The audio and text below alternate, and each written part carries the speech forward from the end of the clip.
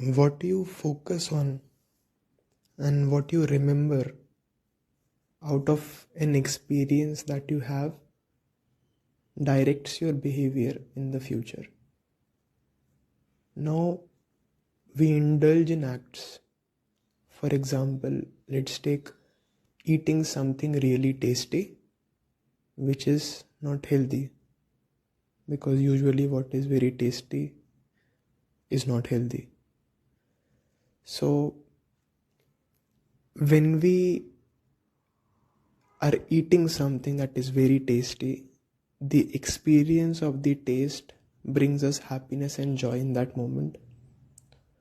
However, after having that satisfaction of your taste buds, after an hour you will feel guilty about doing that which you did, because it would have its consequences.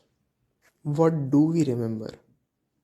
If our focus is entirely on the positive feeling that came out of eating that food, in the future we'll feel the need to eat it because we remember and connect joy with it.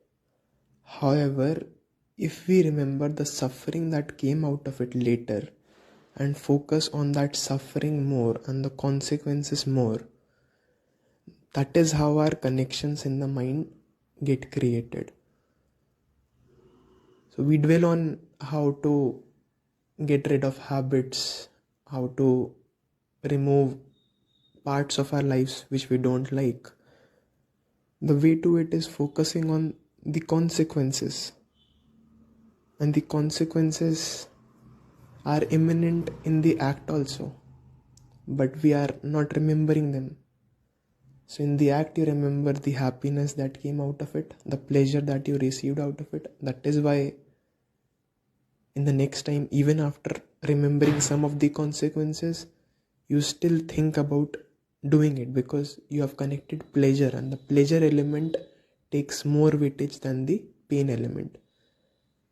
What we have to do is focus more on the pain element, the consequences element, and the more the awareness of it would increase, the more your mind would be clear and connect that act with the pain and the discomfort and the consequences, which will help you not to make the same mistake or commit the same act again.